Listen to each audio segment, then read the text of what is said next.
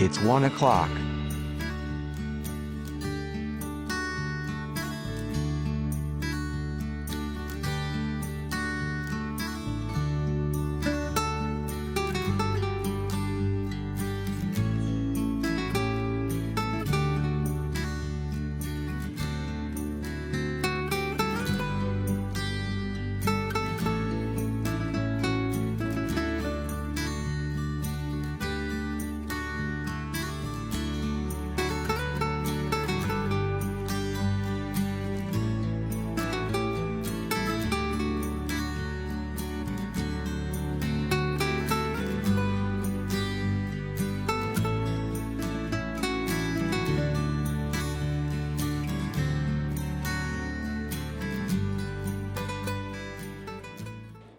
So, I will just announce to the people that as of yesterday, last night, there were 34,178 total number of active cases sa COVID. Ang total number of cases, whether active or not, is 47,873.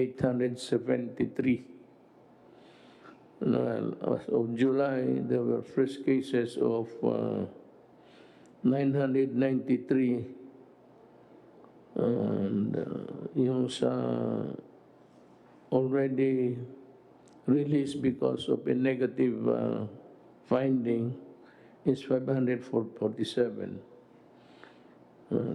Cases reported as of last night was 1,540. Ang maganda naman dito, yung recoveries natin, actually reported as of last night, was 12,383. Ang patay natin is, we compared to those who recovered, it's quite small, 1,309 ang patay. Now, let me stress that whether we open a modified lockdown or we totally open it in wild abandon, kagaya ng Amerika pati Brazil, ang mga presidente doon medyo matatapang. Baka may pera, ito si Bolisuro.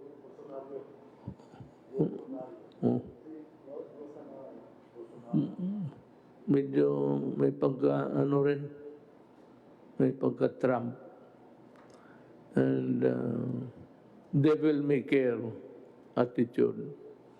Tayo hoong pobre, we cannot afford really a total epidemic or pandemonium. Mahirap tayo. Hindi tayo pwedeng sumugal. I cannot follow the example of other countries because as the experience have shown as of now, there were a lot of countries also opening up. And first was Japan, then Korea, followed by China and the United States. Now, what really happened in these countries was that although they opened their economy for money to come into the government coffers, ang nangyari is there was a spike. They would have a problem of almost a relapse. Parang relapse in the totality of the number. Yun ang mahirap. Now, we do not even know if the number of 34,178 of active cases is still a part of the first wave, or have we arrived at the second wave? I don't think so. We are still grappling with the first wave. So, mga kababayan ko, ginusto ko man, ako mismo personal, gusto ko nang lumabas. Ayaw ko nang magpapigil. Kung gusto ko nga, magkipag-away na ako. Ang problema is, yun ang gusto ko. Pero ang gusto ko, hindi makapabuti sa ating lahat. And that is true for your choice and my choice. And so we have to be very circumspect in the opening of the economy. Dahan-dahan lang. And if ever there is going to be a spike again, baka marami ang infected or reinfected, at least yung calibrated numbers of people we allow to go out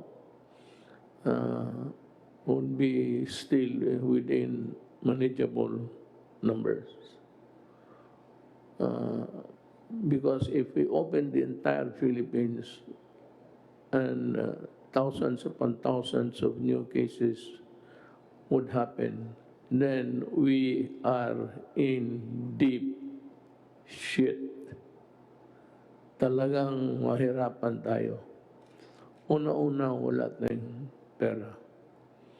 Well, of course, sabi ng mga doktor ngayon, ventilators, yung paggamit niyan is the last option of a person sick with COVID. So there are still many things that can be done. Our doctors have, in the Philippines, have, innovated some sort of just meeting the crisis halfway. Some have resorted to melatonin, others have, pero yung quinine ay talagang, this was debunked by experts all over the world. It's not really for the use of COVID-19. Now, you want to know the places which have been declared modified or has been changed. But this is a very dynamic thing. It can change every day depending on the numbers. And of course, upon the assessment of our health authorities.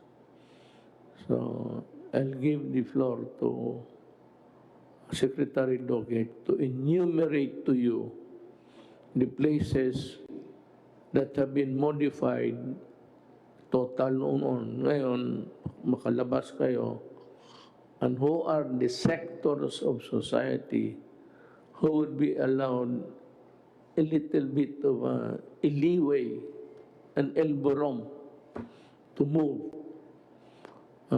Hindi lahat ito. Sabi ko nga, I'm sorry but I cannot really, kumbaga, bitawan ko kayo. I will remove the leash. Leash yung tali. Pakulaan na kayo kasi hindi ko kaya ang the resultant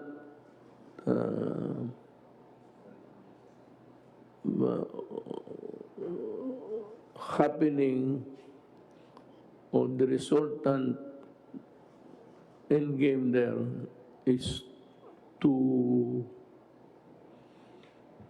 horrible to ponder. I cannot make a guess. Governance is not made of guesses. it has to be anchored on pure science. Kaya naman, malapit na. I'm confident that by our readings of other countries who have much improved their scientific study, I think that by December, meron na hong vaccine. Or at least, if not a vaccine, a medicine that could kill the COVID-19. Ako, I would prepare that we use the medicine to kill, then get the vaccine later on. So, I give the floor to you, sir. Enumerate yung ano muna, yung in according to their severity, those that are totally locked and those already modified para malaman ng buong Pilipinas. Kayo yung may hawak ng listahan. And as I said, a dynamic one. It changes every day. Magandang gabi po, Mr. President, at aking po mga kasamahan sa IATF and Cabinet at kay Senator Bongo. At magandang gabi po sa atin pong mga kababayan. Ngayon pong gabi, ako po inatasan ng ating pong mahal na Pangulo na banggitin po ang mga sumusunod na mga lugar na sumasailalim sa ECQ, sa GCQ, at doon po sa tinatawag natin na MGCQ. Yung pong ECQ, ibig po sabihin nito, yung Enhanced Community Quarantine. Ito po yung pinakamahigpit na klase ng ating mga restrictions. Ito po yung ipinagbabawal ang paggalaw at ang pagbiyahe ng ating po mga mamamayan, lalong-lalo na po ang mga may edad at may mga kasama po mga tinatawag natin mga sakit katulad ng diabetes, hypertension, asthma, at mga iba pa po. Iisa lang po ang lugar na sumasailalim sa ECQ. Ito po ang Cebu City. Ang susunod naman po ang ating General Community Quarantine. Yes, sir.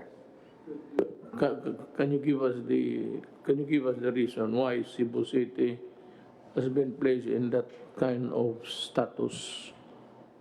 Nilagay po natin ang Cebu City under ECQ dahil po sa malaking pagtaas po ng bagong kaso ng COVID-19 at ang kanila pong noong nagpasya ang IATF at inaprubahan po ninyo, Mr. President, ang case doubling time ng Cebu. Ibig po sabihin ng case doubling time ay napaka-maiksi po ang panahon, mabilis magdoble ang bilang ng mga kaso. It was below 7. Ayun po, that puts them at high risk. Isa po yun. Pangalawa pong dahilan ay yung tinatawag po natin critical care utilization rate, yung pong mga hospital nila, yung pong kanilang ward beds, yung kanila pong isolation beds, yung kanila pong ICU beds, at saka yung pong mechanical ventilators po nila, mataas po ang kanilang utilization. So ito po ay signal na talagang malawak po ang naapektuhan na mga komunidad with the COVID-19 cases. So, nagpasya po tayo na gawin pong ECQ para nang sa ganon mapigilan, magkaroon part of the containment strategy, Mr. President, para mabawasan ang reported new cases. At ngayon naman po, yun na po nangyayari, Mr. President. Meron po tayong report, but this is with Secretary Roy Simatu. We will get the official report soon, Mr. President. So dalawa lang po yun. Ang kanila pong case doubling time ay masyadong maikse, less than 7 days, that puts them at high risk. and their critical care utilization rate, mataas po ang kanilang paggamit. Ibig sabihin, overwhelmed na po yung kanilang health system's capacity. So dalawa lang po kung bakit sila inilagay under ECQ, dahil nga po yung kaso nila tumalon, Mr. President, masyadong malaki po itinaas. Sir, may I just comment, if you'd allow me? Earlier, in the days during the inception of the COVID-19, I had an occasion to observe different places in the Philippines. Sad to say, it is the province where I come from, and that is why I warned the residents there that they should not take it against me. We had all the warnings in place, and the police were very strict. But following the national direction, but it could only arrest so many so much. Ang nahalata ko kasi, sir, Cebu, nonchalant sila during the critical days sa pagputok nito. People were partying, gambling outside of their houses, in Talisay, that's in Cebu. Basta para sa kanila, baliwala. And sabi ko nga, kayong mga Cebuano, huwag kayong magalit sa akin.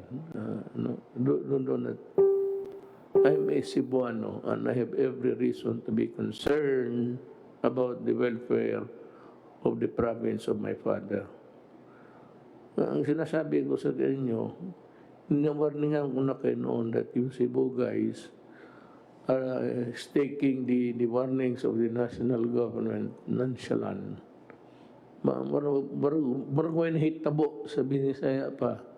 Di mapod mo. Maragway mo too. Unya, nakita na ko, from all indications, gikan sa footage, pakuhaan ako ang kamera sa gobyerno. Aba, wala yun. Maragway, wala warning, wala tanan. Also, muna na ikaroon. Ang akong kuhan sa inyo, higay mag-ulo. Dili to sigurong, except those who are really infected because they had to go out, they had to work, or if perchance, talagang tinamaan. Ang ayaw ko doon, sir, sa Cebuano, yung mga tao nag-iinuman, nagsusugal, pati nagparty. Panghuli lang na sasabihin ko po kung bakit ang Cebu City ay pumasok sa ECQ, nag-escalate to ECQ. Yung particular sa isolation beds po nila, 90.6% ang kanilang utilization. And that puts them at very high risk. At ang kanilang ICU beds, ganun din po, 84.6% ang utilization. High risk din po. Kaya yan po ang dalawang dahilan kung bakit ay ibinalik po natin sila sa ECQ. Ganun pa man, ang nag-inspect po ang IATF at ang National Task Force with our chief implementer, guiding and assisting the chief overseer of the Cebu City pandemic COVID-19 management, si Sec Roy po. At doon po ay sinabihan po namin ang liderato at ang mga iba pong mga ahensya na talagang paigtingin po nila yung containment strategies po nila, Mr. President. So yung containment strategies, ang nakapaloob po rito ay ang mga sumusunod. Unang-una, ang pinaigting na isolation, detection, isolation of cases, tapos ang contact tracing, testing, and treatment. So Ito po ay mariin na sinusunod po ng leadership ng Cebu City. Kaya we will be reporting in the next meeting with you, Mr. President, showing a downward trend in the number of cases. Ngayon po, yung mga ibang mga lugar po,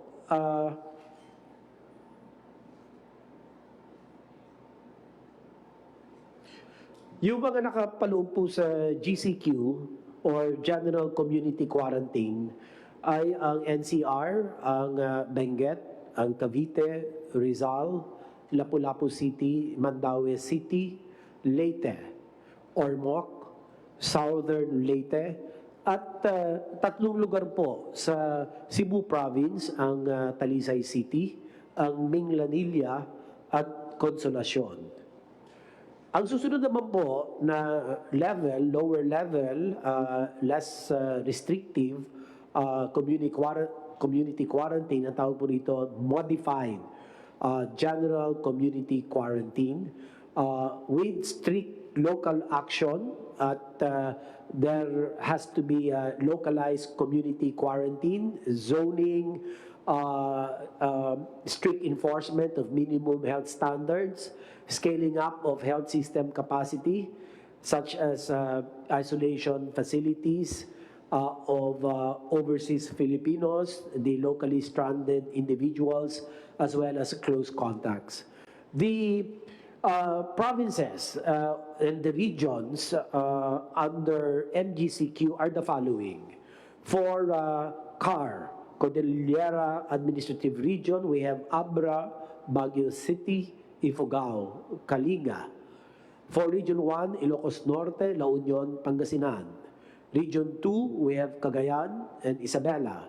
Region 3, Bataan, Bulacan, Nueva Ecija, Pampanga, Angeles City. For Region 4A, meron po tayong Batangas, Laguna, Quezon, Lucena City. For Region 4B, ito po ang Palawan, Puerto Princesa City. Region 6 po, o Region 5 rather, Albay, Camarines Norte, Camarines Sur, Naga City. Region 6, meron po tayong Capiz, Iloilo, Iloilo City, Negros Occidental, and Bacolod City. For Region 7, kasama po rito ang Cebu Province, ang Bohol, at Negros Oriental. Region 8, Tacloban City, Western Samar. Region 9, Zamboanga City, Zamboanga del Sur. Region 10, Bukidnon, Misamis Occidental, Misamis Oriental. Cagayan de Oro. Region 11, Davao del Norte, Davao del Sur, Davao City, Davao de Oro. Region 12 po, kasama ang Cotabato, ang South Cotabato. Region 13 or Caraga, Agusan del Norte, and Butuan City. Samantalang po ang Bangsamoro Autonomous Region of Muslim Mindanao or BARM, kasama po ang Lanao del Sur and Maguindanao. Yung pong susunod na kategorya or classification, risk classification ng MGCQ na lower risk po, the rest of the Philippines. Lahat na po ng lugar sa labas po ng aking mga nabanggit, sa ECQ, sa GCQ, and the modified GCQ ay nakapaloob po sa tinatawag natin low risk, modified, general community quarantine. So, ilan po, Mr. President, ang aking pong naitala na mga lugar po batay po sa inyong kautusan. Maraming salamat po. So, nandiyan ho yun. The Secretary of Health has given us the places where there are different kinds of quarantine that are being implemented. Again, just because you're allowing some of the sectors of our society to go out and work, it does not follow that COVID is not here. COVID will remain for all time. The only thing that would make it useless, actually, would be the vaccine. But the vaccine is a antibody produced by the body to fight. Ibang klase ito galing sa katawan natin. Yung isa naman, kung maaari yung pampatay talaga. But it does not guarantee reinfection or infection. So, I hope that we have satisfied the public of what to obey, what not to obey, when to do it, and when not to do it. Now, meron akong updates na binigay sa akin. Operations of MRT Line 3 will be temporarily suspended for approximately 5 days beginning July 7, 2020. It will only resume, at least in limited operations, once testing confirms that sufficient number of personnel are negative for COVID-3.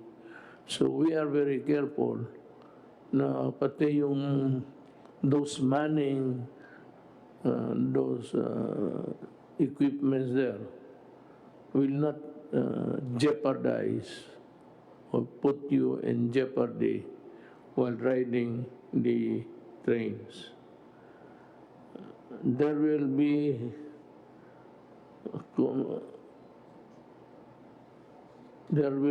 a shortage at the beginning, but we will augment it with the number of increased buses using the line. Itong suspension of non-essential travel by Filipinos is now lifted. All exit travel restrictions are also lifted. Conditions for outbound travel of Filipinos. Yung Pilipino na gustong lumabas sa bayan niya, ito lang ang tandaan ninyo. And you can call us again, and we would be happy to repeat it to you again. The conditions for outbound travel of Filipinos are as follows. The submission of confirmed round-trip tickets for those traveling on tourist visas. This is not only a mandate dito sa Pilipinas. Yung mga lugar na puntahan ninyo, interesado rin na pupunta kayo, tapos aalis kayo pag panahon na. Adequate travel and health insurance to cover rebooking and accommodation expenses if stranded, and hospitalization in case of infection. Medyo mabigat ito. Ewan ko how much would be added to your expenses, but itong insurance, mabigat ito. Na kung while in travel, makasakit ka. Well, the best is Blue Cross, I think. Blue Cross would answer for anything while you are out of the country. Anything at all. You get sick, and you can choose even, I think, the hospital that you'd be checking in. Ano ito? But this is a very expensive proposition. Tayo, hindi tayo maka-afford nito. Yung ano lang. The Blue Cross is almost like a membership. Ito naman, ano lang ito, pangkaraniwan lang sa travel. Allowed entry by the destination country na accordance with travel, health, and quarantine restrictions. Ito nga kaya hinihingi na dito ngayon. Execution of a declaration acknowledging the risk involved in traveling, including the risk of delay in the return trip. This is so because COVID is still rampaging. Is there anybody who'd like, Secretary Galvez, you'd want to say something? Sure, Mr. President, our Phase 2 of the new National Action Plan has been approved by the IATF last Thursday. And in order to address the resurgence of COVID and also make an opening on the economy, we have already formulated the plan. And with your indulgence, sir, we can present it to you, sir. Go ahead. Sir, Mr. President, it is my honor to present to you and the public the salient points of the second phase of the National Action Plan, which was approved by the IATF last Thursday.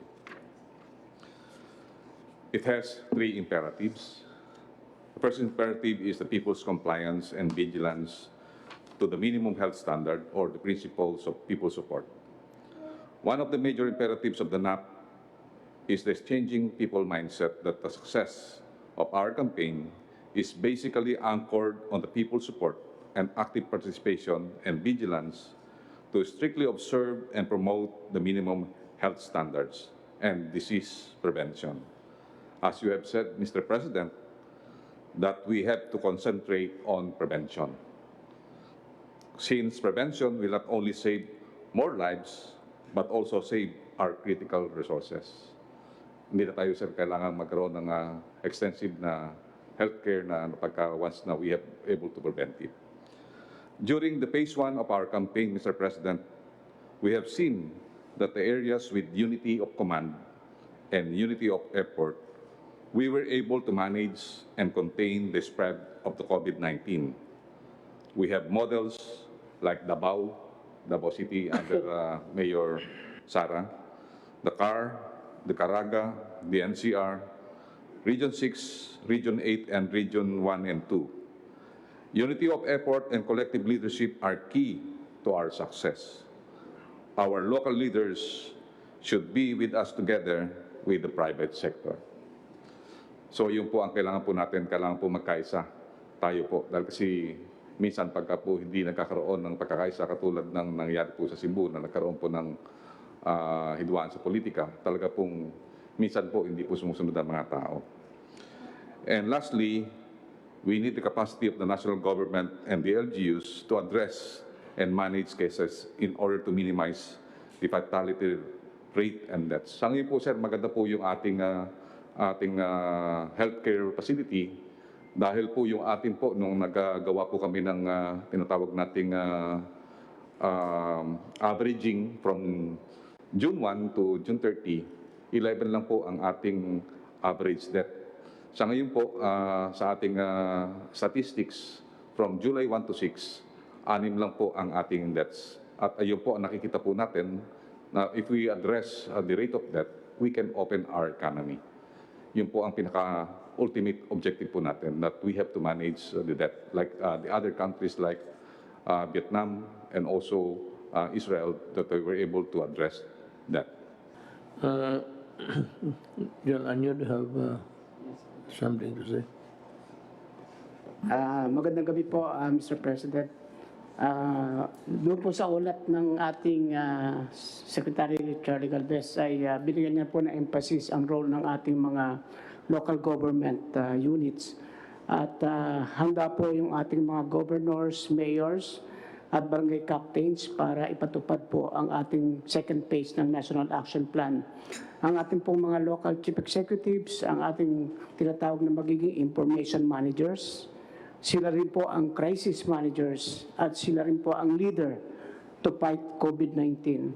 At handa na po at makikita po natin sa buong kapuluan na maganda po ang ginagawa ng ating mga local government officials. In fact, ay tumataas po ang rating ng ating mga local chief executives sa performance po nila. Nais ko na po kayong bigyan ng ulat sa iniatas ninyo sa akin tungkol sa pag-alaga sa ating mga LSI. Ito pong nakaraang weekend ay nagkaroon po tayo ng hatid-tulong initiative at nagpapasalamat po kami sa PMS, sa office po ni Senator Bongo, ang ating mga government agencies, katulad po ng DILG, DND, DSWD, DOTR, Department of Agriculture, DOH, OWA, DOT, ang Pasay City, LGU, pati po ang PAGCOR, ang League of Municipalities of the Philippines sa pangunguna ni Mayor Chavit Singson. Sa dalawang araw na po ito, July 4 and July 5, ay nakapaghatid tayo ng mga LSI sa iba't ibang region. Mula po sa CAR, Region 1, Region 2, Region 3, Region 7, sa Bohol po specifically, sa Mimaropa, Region 10, Region 11, Region 9, Region 12. At sa buong weekend po na to, ay gumamit tayo ng 92 buses, isa pong barko at isang PNR train. Nakapaghatid tayo ng 4,180 LSIs.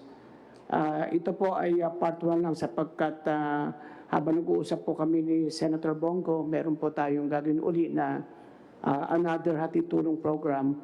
Maaari ito po ay sa last week po ng July, kapag po natapos na rin yung mga naka-quarantine sa ngayon, bunga ng mga inihatid nating LSI.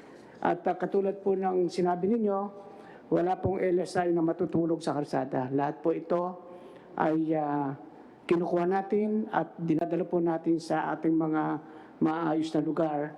Dito po sa Villamor Air Base Elementary School, sa Philippine Army Wellness Center, dito po sa isang part ng Libingan ng Bayani, sa MP Battalion, sa Philippine Ports Authority, pati po sa NAIA Terminal 3 at NAIA Terminal 2. Sa July 6 at July 7, naulat po natin, meron tayong 5,296 LSI. Ang 3,820 ay naispasakay na po natin sa mga eroplano at barko.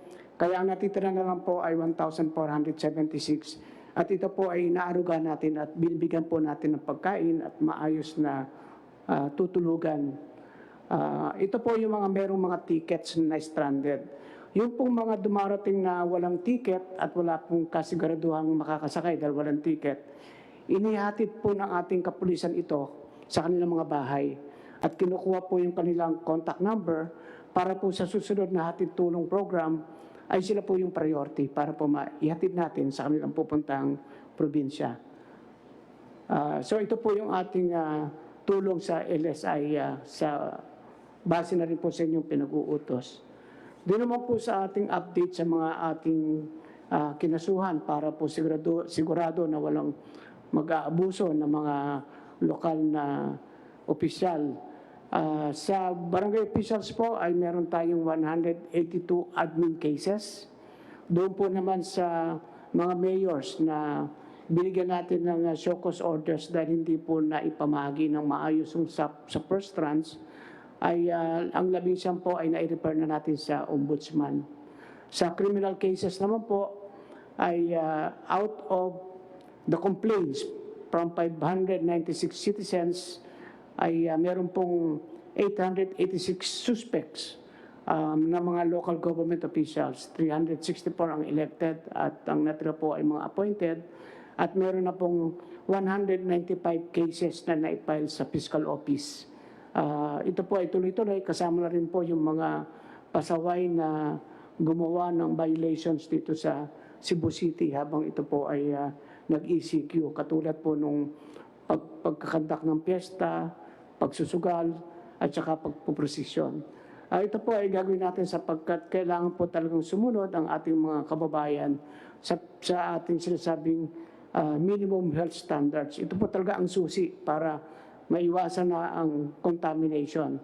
At hinikayat din po natin ang ating mga mayors na magpasa ng ordinansa para pare-parehas po yung pagpapatupad na ang lahat ng violators ay dapat po ay maparusahan ng pagkakulong para ito po magsilbing aral at huwag nang magbabiolate. Kung ang lahat po ng ating kababayan ay nagsusuot ng mask, nag-o-observe ng physical distancing at naghuhugas ng kamay, may iwasan na po ang paglaganap ng COVID virus 19. Yan lang po, Mr. President. Maraming pong salamat. Thank you. Well done. John Lorenzana, you have something to say before we call to wrap up the... Update lang po, Mr. President. doon sa ating pinagkakaabalahan ngayon, yung mga bumabalik na mga Pilipinos. Yung una po ay yung mga returning overseas Filipinos na yung bumabalik na rito.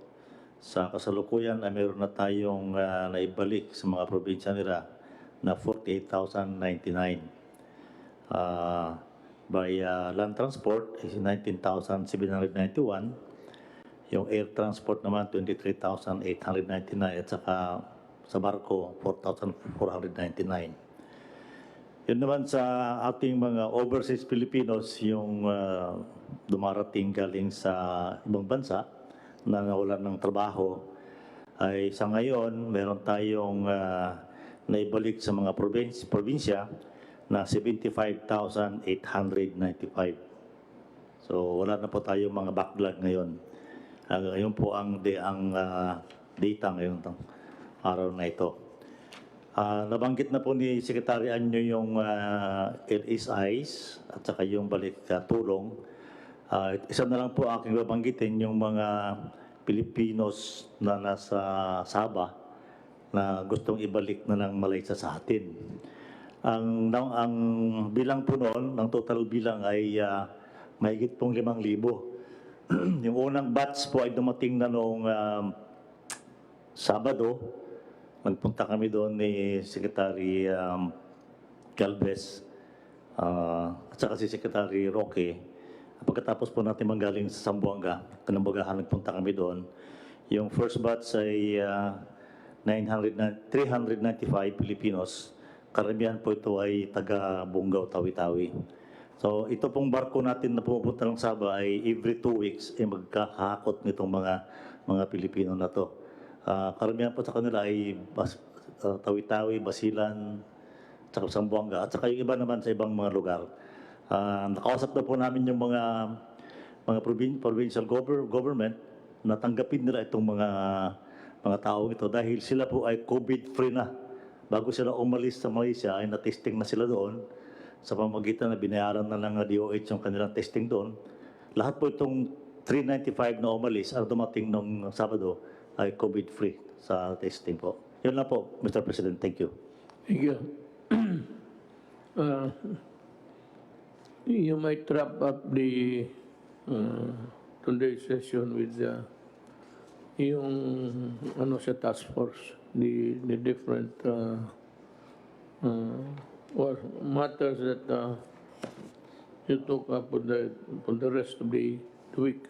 Yes, sir. Dalawang bagay lang po. Kasabay po ng ating part 2 ng ating plan of action, magkakaroon po tayo ng major change also in our communication. Sinimulan niyo po ngayon dahil ang binasa niyo po ngayon ay yung active cases. Kabahagi po yan ng ating bagong strategiya sa ating communication. Ang communication po natin ay marami na tayong natututunan tungkol dito sa sakit po ng COVID-19. Gagamitin natin yung natutunan natin para mapapagal pa po ang pagkalat ng sakit at gagamitin po natin ito, gagawin natin ito dahil kinakailangan na nga pong mabukas na ekonomiya. So habang nagbubukas po tayo ng ekonomiya, palalakasin pa po natin ang T3, ang testing, tracing at treatment. Poprotektahan po natin ang vulnerables dahil yan naman po ang natutunan natin sa mga ibang bansa. Karamihan ang namamatay ay mga senior citizen, mga buntis at may mga sakit. At papapatuloy po natin ang localized and granular lockdowns. Now, pagdating po sa communication, yung ginawa po ninyo, nauna na po ang PMS, na-implement na po nila, pwede ba kung pakita natin yung aking slides ngayon? Ito po yung slides na ginamit natin kanina for the first time sa ating press briefing. Mapapansin niyo po, bago na rin po yung ating, hindi po yan yung COVID-19 updates. Sa COVID-19 updates, yung kakalipat ko lang, yung finorward po natin sa hindi po yan, back pa. Sa una po, yung COVID-19. Makikita niyo po sa COVID-19, yan, yung unang-unang part. Yan. So actually po, yung binasa niyo po kanina is 32,845 active cases. So actually, in-implement na po ng PMS. Kaya po natin sinasabi na active cases kasi baliwala na naman yung mga hindi aktibong cases. Talaga pong tataas ang numero habang wala pong bakuna, habang walang sakit. Pero ang importante po, malaman natin kung ilan ang active cases. Sa susunod na slide po, makikita natin yung recoveries kaagad. Napakataas po ng recoveries, 12,185. At binibigyan po natin ng emphasis na ang deaths ay pakaunti po ng pakaunti, 1,303. Susunod na slide po magpapakita na in fact, ito po yung tinatawag natin positivity rate. Yung kada 100 na taong tinetesting, ilan ang merong sakit na positive sila. Ang bansa po natin ay 7% lamang. Ang benchmark po ng World Health Organization ay 10%. So we are well within po the benchmark. Tapos ipapakita po natin yung mga datos na nagpapakita na epektibo naman po ang ginagawa natin laban sa COVID-19. Ang pinaka-importante po, ito pong graph neto, itong ating mortality rate na nagpapakita naman po talaga na patuloy po bumababa. Sa katunayan po, ang ating mortality rate ngayon ay 2.9%, 1,290 as of July 5 ang ating mga death rate. Pero ang global average po ay 5.5%. So halos kalahati po tayo ng worldwide average. Pagkatapos po, i-remind natin yung taong bayan na kung hindi po tayo nag-lockdown, hindi tayo gumawa ng lahat ng hakbang, ang estimate po ng UP, kung hindi tayo nag-ECQ, meron na po sanang 3,600,000 na katao na nagkasakit. So bagamat tumataas po ang numero na nasa 40,000 plus tayo, kung hindi po tayo gumalaw ng maaga, 3.6 million po ang dapat na nagkasakit. And then, ito naman po yung mga naging gains natin dahil nga nagsarado tayo. Napainting natin yung ating lab testing capacity noong Marso 2000. Ngayon po, July 5, meron tayong 74,304 lab testing capacity. No? And so pataas po, at ito po yung to dispel doubts na nagkukulang na po tayo ng hospital. No? Yung mga hospital beds na kumakalat na fake news. Ito po yung mga quarantine beds. Ang makikita po natin yung dark blue, yan po yung mga okupado. Yung light blue po, yan po yung mga bakante. At yung gray, yan po yung tinatawag na unreported. Ibig sabihin, pwede pa pong lagyan niya ng pasyente kung kinakailangan. At makikita natin doon sa mga graphs na yon na ang quarantine bed capacity po natin, wala pa pong kalahati. Ibig sabihin, habang nagbubukas po tayo ng ekonomiya, meron tayong sapat na quarantine bed sa paglalagyan ng mga magkakasakit. Pagkatapos po, yung ating PPEs, end of April, 1 million, end of June, na-triple na po natin at 3 million.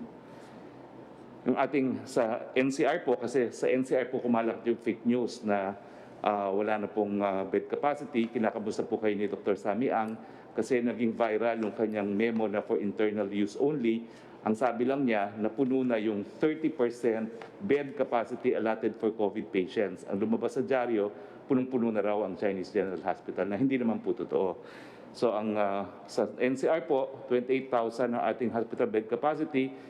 Ang allotted po sa COVID-19 na dapat 30% ay 8,400. Pero ang occupied naman po parang COVID patients ngayon ay 3,602 lamang. So malaki pa po, halos mahigit pa kalahati yung ating bed capacity para sa COVID. At ito naman po yung quarantine facility beds. Ganun din po, no? Gaya nung isang pinakita natin, wala pa po sa 1/3 ang okupado. Meron pa po tayong 72% available.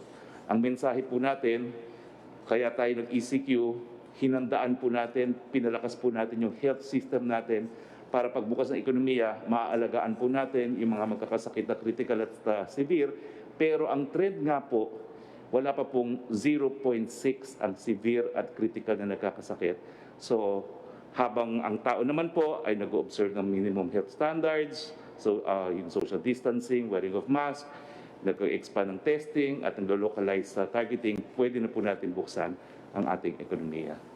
Well, ito nga po yung bagong thrust ng ating communication plan at kayo po ang #1 communication na tool ng buong Pilipinas. As we open the economy, ang responsibilidad po ay mas malaki na ngayon sa mga LGUs dahil nga po sa localized lockdown, sa mga kumpanya na pangalagaan yung kanilang mga empleyado at sa individual dahil sa pagsusuot ng mask, paghuhugas ng kamay at pagsusocial distancing. Yan po talaga ang sandata natin laban sa COVID-19. Ang statistics po, ang pagsusuot ng mask, it can lower the probability of acquiring the disease by 85%. Ang social distancing po, it can reduce the probability by as much as 80%. So, ang balita po natin talaga is tumataas ang kaso. Ito po expected habang walang bakuna. Pinaghandaan po natin to. Sapat-sapat po ang ating mga kama para sa mga magkakasakit. Pero dahil meron tayong sandata laban sa COVID-19, po pwede na natin buksan ang ekonomiya at magkaroon ng hanap buhay ang lahat. Yun lang po. Thank you. I'd like to thank everybody sa itong ating gobyerno. The gobyerno that's really the cabinet members working for the prompt response that you undertook to alleviate the plight of the stranded Filipinos. Nakakaawa talaga, and it took you just about 2 days to solve the problem. I'd like also to thank Secretary Tugani for his fast action. Alam mo, yan lang ang maibigay natin sa tao, yung hindi masyado mahirapan ang mamamayan. And whenever there is a problem, that we try to solve it as fast as can ever be done. Maraming akong nakita doon sa trabaho ninyo, and I cannot thank you individually now, but maybe someday, in the fullness of God's time, mawala na ito. So we're just waiting for the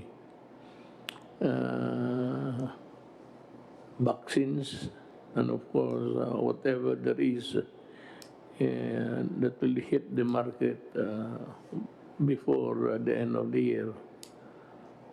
Sana mawala na ito. Double hit tayo eh. We were hit double whammy. It concerned the health of the nation, pati yung economy. And the only consolation is that we are not the only one. Of course, the rich nation are better off. But at least tayo were able to stop the rampaging COVID on its tracks with our timely intervention, government, especially the medical workers. So maraming salamat sa inyong lahat. Now, if there are no other matters, urgent matters affecting the, let me just give a few words about the terrorism law.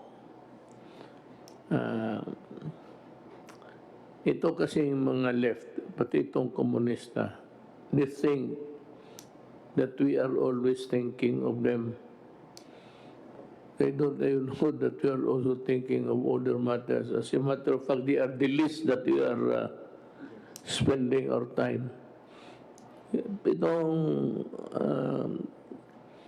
komunista, whatever be the fortune or misfortune of that law now, I'm sure it will be challenged before the Supreme Court. Sana yung the much needed legal weapons that we need to fight terrorism. Kasi ang terrorism ho, hindi ito isang dalawang putok. As what happened in Mindanao and in other places, mostly in Mindanao, ang ginagamit kasi nito nila, bomba. Ang bomba niyan, lahat nasa simbahan may tama o may bukol. Yun nga ang problema dyan. Hindi nila alam. They think that they are a different breed. They would like to be treated with another set of law. When as a matter of fact, they are terrorists. They are terrorists because I finally declared them to be one. Why? Because I spent most of my days as president trying to figure out and connect with them on how we can arrive at a peaceful solution. Wala namang gustong may gera eh. Ako ayaw ko, lalo na ako, kilala ko sila, kilala ko. And it was a good rapport while it lasted. Yung na-presidente na ako, no, iba na lang ang istorya. Simply because in the ladder of priority, the highest sa akin would be the security of the state. Pero noong panahon ng politika, well, boto yan eh, bilangan ng boto. Naturally, you cultivate friendship with everybody. But there is always a time to be friendly and a time just to be firm. And I did my very best to produce something for the country. But unfortunately, I would not be blaming anybody now unless they would start to blame me again so that I can also blame them. Wala talaga nangyari. And for the law-abiding citizen of this country, I am addressing you with all sincerity. Huwag ho kayong matakot kung hindi ka terorista. Kung hindi ka naman sisirain mo ang gobyerno, pasabugin mo ang simbahan, pasabugin mo yung public utilities, pasabugin mo yung, well, just to derail para matumba na tuloy ang bayan. Problem is, ang demokrasya kasi election, however fractured you may say, ang ating demokrasya, or a little bit shaky. We had an election. It was a clean one. I can guarantee you, I was a participant of that election. We did our very best to present to the public. We did not commit any. Kung walang mangyari na masama, wala namang problema. Pero once you blow up simbahan, blow up mo yung marketplace, sino bang? So the right to defend itself accrues to the government heavily. Na ngayon sabi ko nga, sabi na Duterte, patay dito, patay doon. Totoo. Pag pinatay mo ang mga tao, papatayin talaga kita. Anak ka ng, iposta mo yan saan? Posta mo sa libingan ng tatay pati nanay mo. If you do that to the people, if you kill them wantonly, then I will take it as a right to kill you. Ano ba may problema rin yung kill? Ngayon, kung magsulat ka lang dyan, kung ano-anong pinagsusulat ninyo all those years, I never filed a case, even during the mayor. Wala, hindi ako demanda. I just take it as, because that is what my father said. And it was succinctly uttered once by General Lorenzano when he was still active. Dito sa gobyerno, pilde ang maglagot. Kaya yan, kung magbasa ka, kaya ako nagabasa ng mahusay magsulat. Para sa akin, bugok ka. Hindi ako nagabasa. I do not read yung sa briefer nito meron sa article about mga rapper. Skip ko yan. I do not, and the one who gave me that advice early on, when I became mayor, was Mayor Elias Lopez. It's 2 o'clock. He was the ex-mayor at the time. He said, I'll give you one good advice and remember this until you die as a politician. Huwag kang magbasa ng mga locals. Huwag kang makinig niyan sa ano. They're no better off. Malayo yan sa iyo. Kaya ganun yan sila. Kasi wala nang magawa sa buhay nila. Hanggang dyan lang yan sila. Ito, kita mo kung ano nangyari dyan sa mga bright girls. Nakakaso, akala nila they can violate the law in wild abandon. Hanggang dyan lang yan. Totoo nga. Kaya ako, hindi ko talaga. Ayaw ko. Kaya wala akong sinabi na, basa mo ba yung ano, ako, maganda, hindi. Kung hindi maganda para sa akin, wag na. You're wasting your time. Hindi na kaya bilhin. Matanda na eh. Alam mo bakit? Bigyan mo ako ng ilan? Isang truck na pera? Anong gawain ko sa pera? Sige nga. Sa tanda ko, I hate to travel. You travel, you get COVID. Kaya akong ba rin mga koleksyon, mga rare, antique, gano'n. Pero yung military hardware, wala ako. Hindi ako mahilig ng yung mga hobby-hobby lang. Travel, I cannot travel anymore. Totoo yan. Wala na yan sa amin.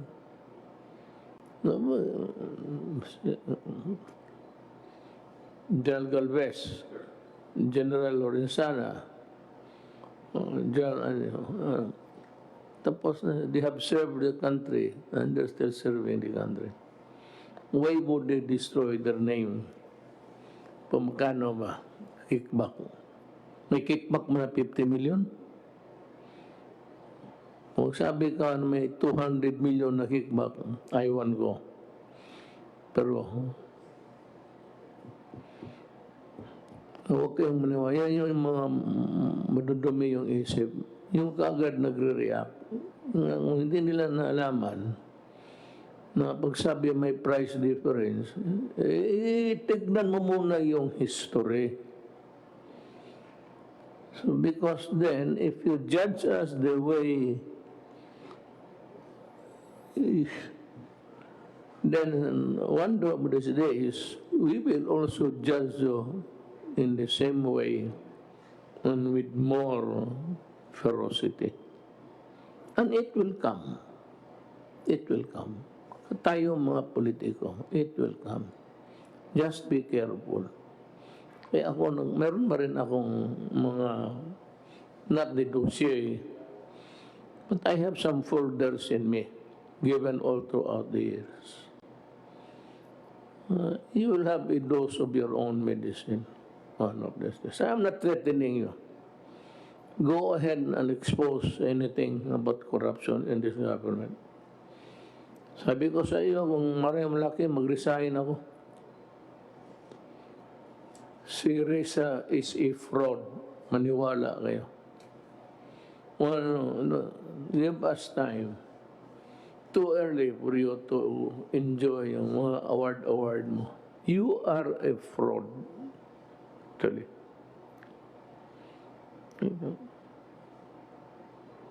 We are just compiling at this stage. And someday, in bold letters, we will show your incongruity. You are a fraud. So, yan lang ang masabi ko. Total, wala naman akong hinihingi sa inyo. I'm not asking for any political boto. Wala na. All I'm asking is that you obey government, because government is very much interested that you don't get sick, or if you get sick, that you get well and live to grow, to see your children grow and your grandchildren to love. Ganun lang yan.